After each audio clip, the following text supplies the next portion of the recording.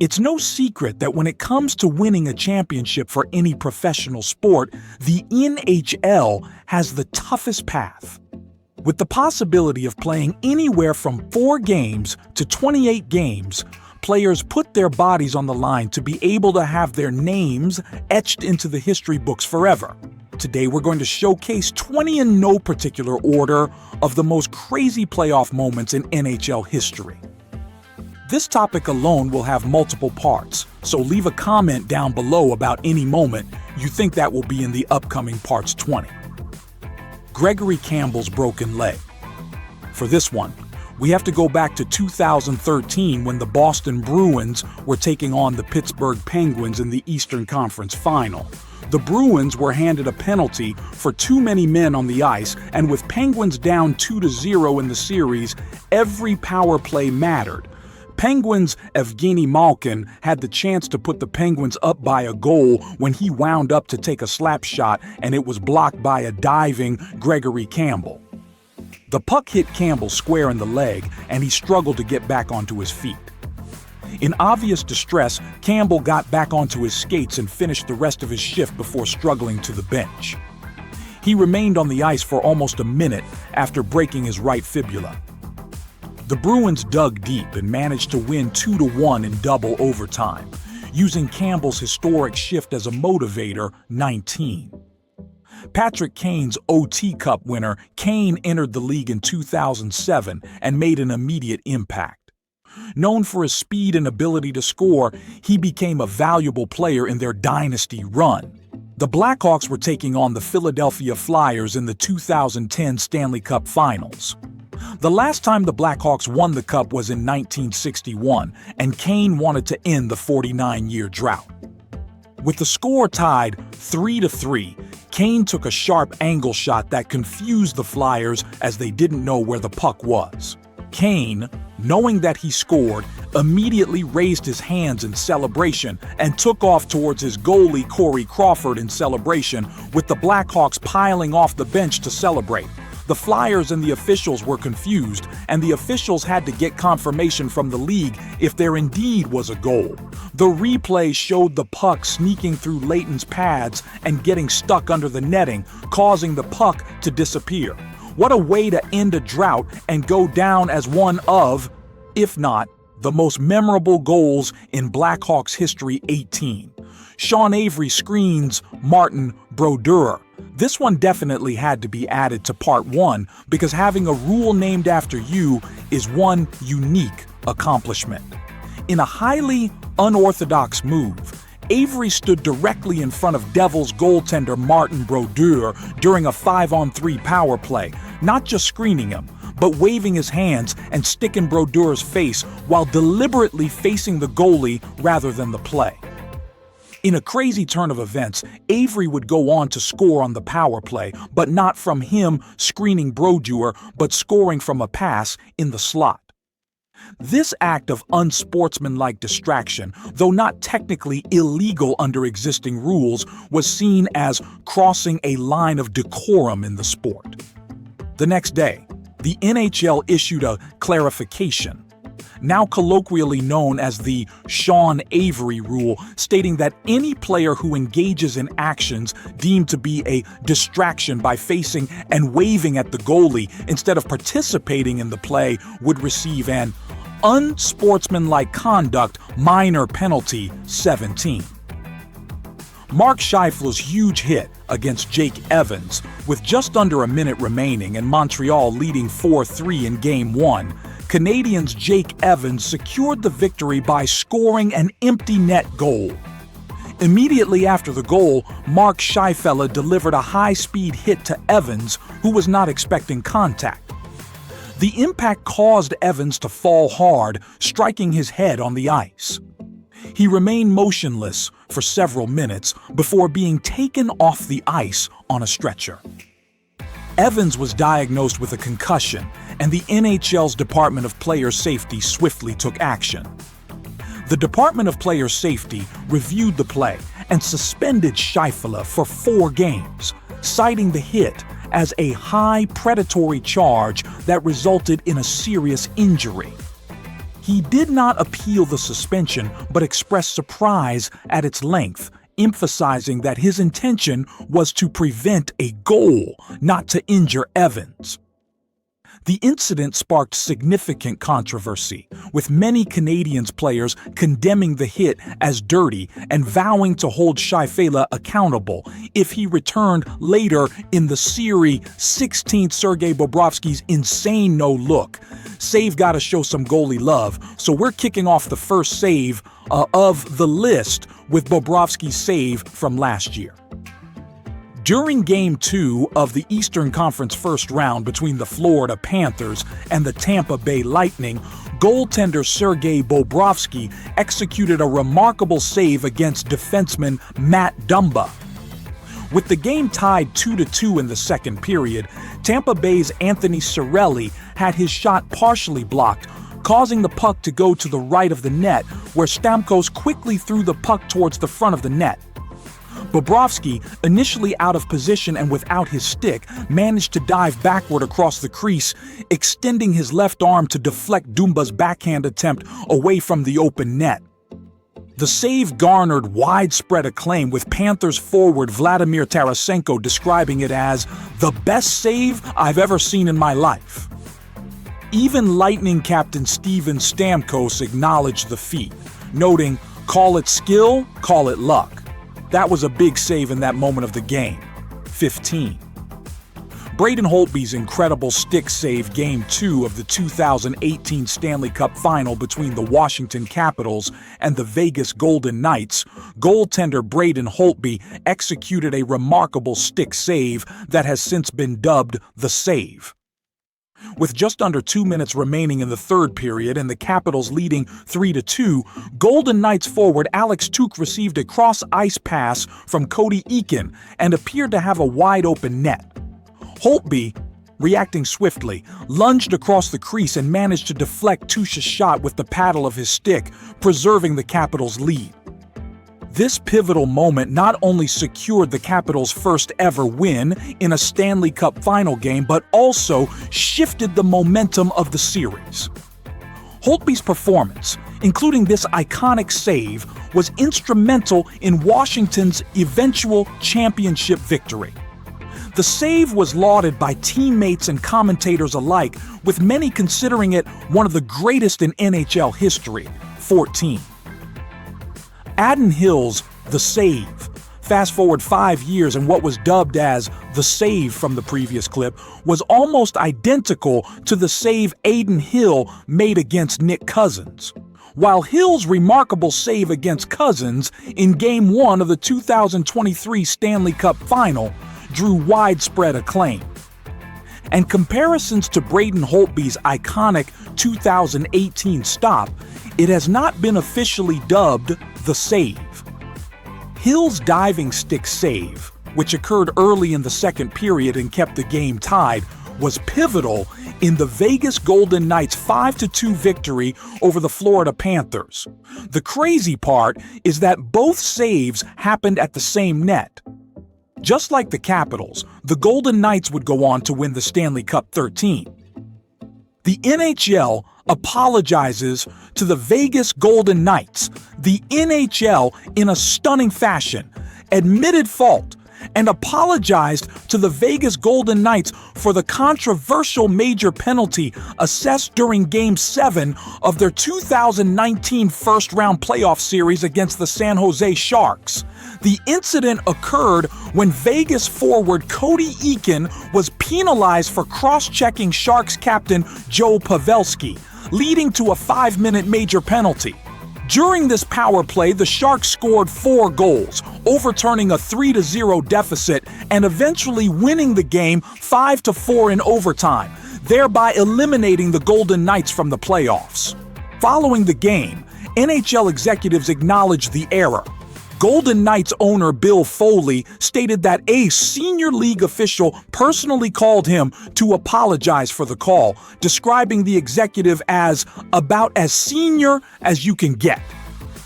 General manager George McPhee also confirmed receiving an apology from the league, noting that officials admitted the mistake and expressed regret. In response to the incident, the NHL removed the referees involved from officiating any further games in the 2019 playoffs 12th, Paul Kariya's off-the-floor on the board goal. During Game 6 of the 2003 Stanley Cup Final between the New Jersey Devils and the Anaheim Mighty Ducks, Kariya was skating across the offensive zone when Scott Stevens, known for his devastating open ice hits, caught him with a powerful shoulder check to the head and chest area. The impact knocked Kariya unconscious for several seconds. He lay motionless on the ice, prompting immediate concern from players, officials, and fans. Kariya was eventually helped off the ice and taken to the locker room. Remarkably, just minutes later, he returned to the bench and re-entered the game.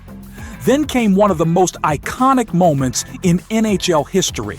Kariya collected the puck in the neutral zone, crossed the blue line, and ripped a slap shot past Devils goalie Marchand Brodeur to make it 4-1.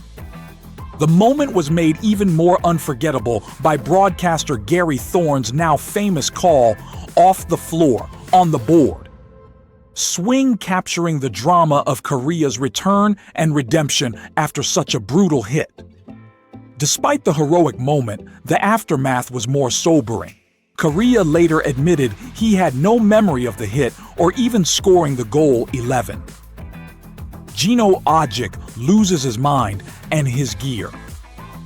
During Game 6 of the 1995 Western Conference quarterfinals, Vancouver Canucks enforcer Gino Odjick became the center of a memorable and chaotic incident against the St. Louis Blues.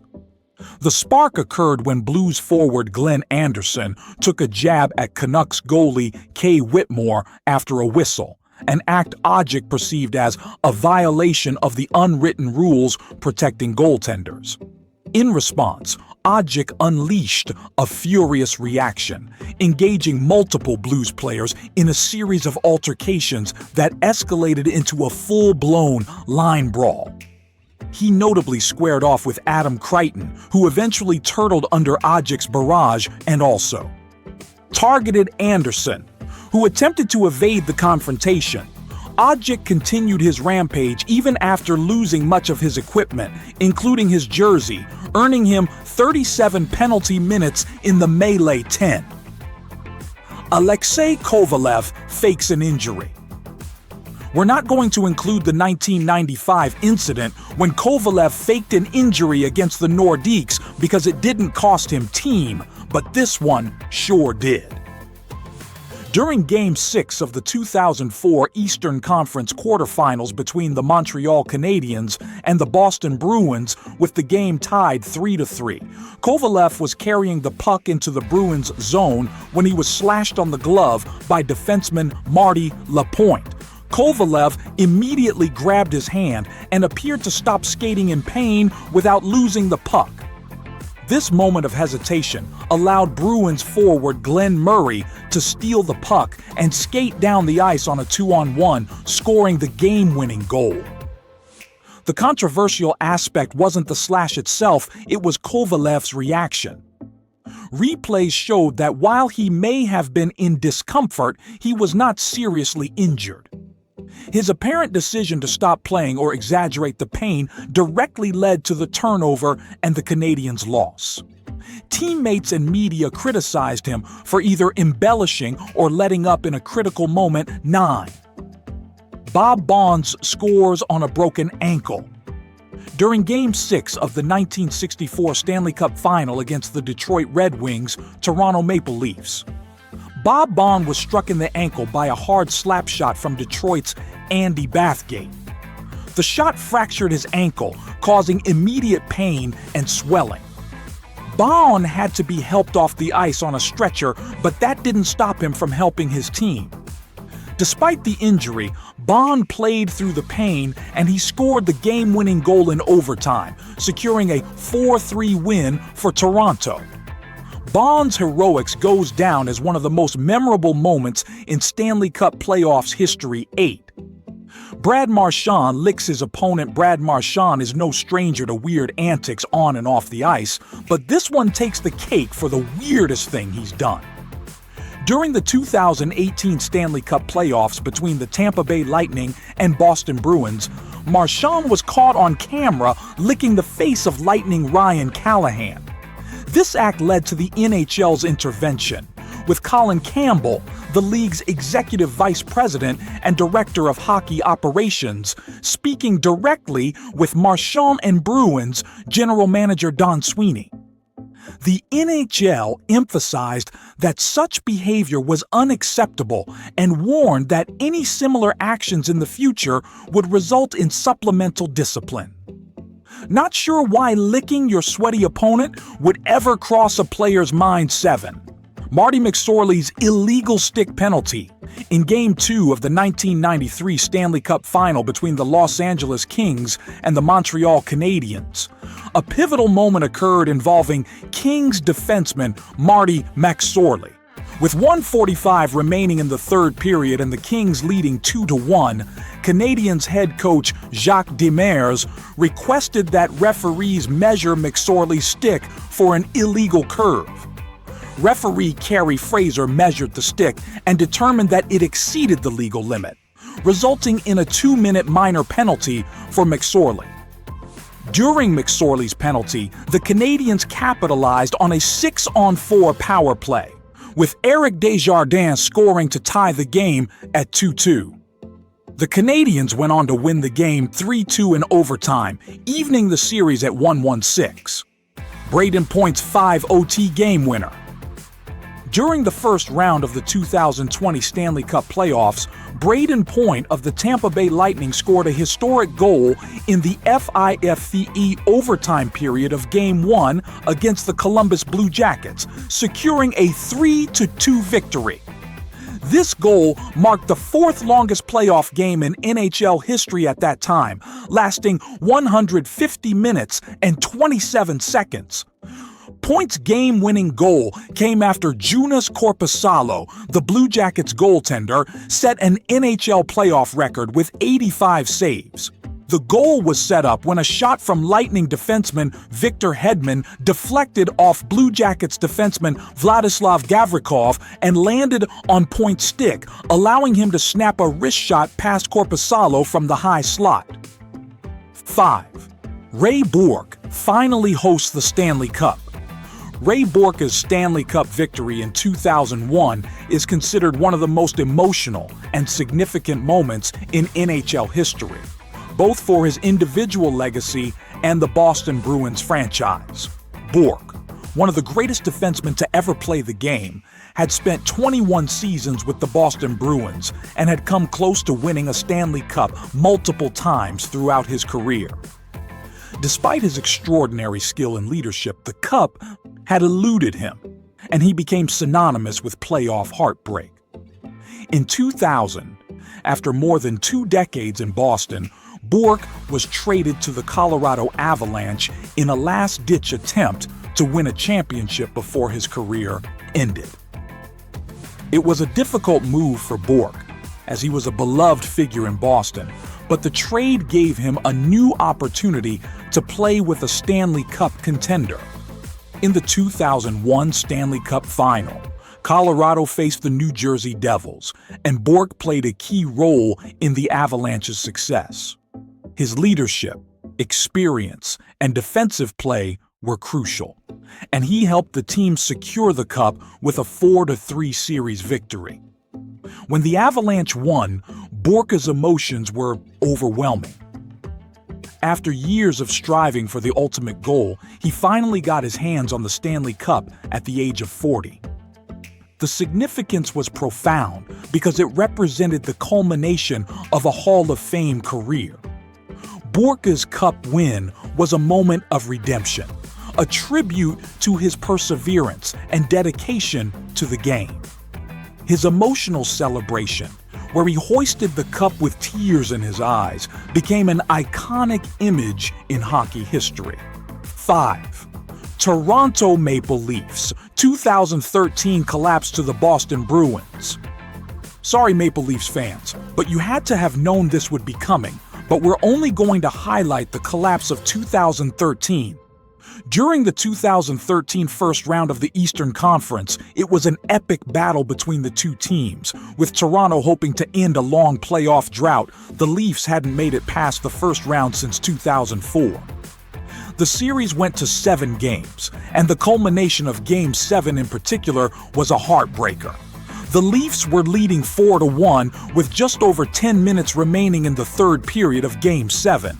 At this point, it seemed like Toronto was on the brink of advancing to the second round for the first time in nearly a decade.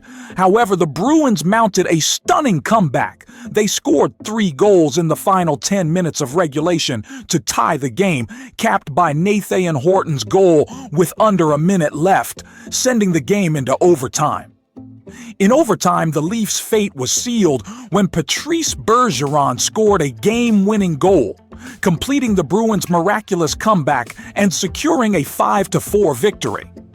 The Bruins advanced to the second round, and the Leafs were left devastated. This Game 7 loss marked a painful chapter in the franchise's history, as it was viewed as one of the most dramatic collapses in recent memory. 4. Curtis Joseph takes out the referee. During Game 3 of the 2000 Eastern Conference quarterfinals between the Toronto Maple Leafs and the Ottawa Senators, goaltender Curtis Joseph was involved in a controversial incident. In the third period, with the Senators leading 3-2, Ottawa's Rob Zamuner scored a goal that Joseph vehemently contested. He believed he had been interfered with on the play, as multiple players had crashed into his crease, impeding his ability to make the save. Frustrated by the lack of a goaltender interference call, Joseph threw his blocker and glove in protest and charged toward referee Mick McJaw. In the process, Joseph lost his balance and accidentally collided with McGeough, knocking him to the ice. Joseph received a 10-minute misconduct penalty for his actions, but was neither fined nor suspended by the NHL. McGeough acknowledged that Joseph did not intend to trip or assault him, and the league determined that no further discipline was necessary. Third, Martin Brodeur's meltdown. During Game 4 of the 2009 Eastern Conference quarterfinals between the New Jersey Devils and the Carolina Hurricanes, goaltender Martin Brodeur experienced a rare, emotional outburst following a controversial game-winning goal. With the game tied 3-3 and mere seconds remaining, Carolina's Dennis Seidenberg took a shot that deflected off Jussi Jokinen's skate and passed Brodeur, crossing the goal line with just 0.2 seconds left on the clock. Brodeur immediately protested, arguing that Jokinen had interfered with him prior to the goal. However, officials determined that Brodeur was outside the crease when contact occurred, and the goal was upheld upon video review. Frustrated, Brodeur slammed his stick against the boards, breaking it, and continued to express his displeasure as he exited the ice. Second, Henrik Sedin's quadruple overtime goal. During Game 1 of the 2007 Western Conference quarterfinals between the Vancouver Canucks and the Dallas Stars, the game extended into the fourth overtime period, making it the longest in Canucks history and the sixth longest in NHL history at that time, lasting a total of 138 minutes and 6 seconds. Teehee game-winning goal was scored at 18:06 of the fourth overtime, with Henrik's twin brother Daniel Sedin providing the assist. Goaltender Roberto Luongo made 72 saves in his first career playoff game, setting a record for the most saves in a first playoff appearance. The Canucks would win the series, but lost the next round to the Anaheim Mighty Ducks. First, Brett Hull's skate and crease goal. During Game 6 of the 1999 Stanley Cup Finals between the Dallas Stars and the Buffalo Sabres, in the third overtime, Hull scored the cup-winning goal while his skate was in the crease, leading to significant debate. At the time, NHL rules stated that a goal would be disallowed if an attacking player's skate entered the crease before the puck. However, the NHL ruled that Hull had possession of the puck prior to entering the crease, making the goal legal. This decision sparked controversy, especially among Sabres fans, who refer to the incident as no goal. The NHL later abolished the crease rule, allowing players to be in the crease as long as they do not interfere with the goaltender. Despite the ongoing debate, the goal secured the Stars' first Stanley Cup victory. Thank you for sticking around and watching our first part of 20 Crazy Playoff Moments. Stay tuned for more parts of this series, and don't forget to leave a comment about what moments you think might be in the next video.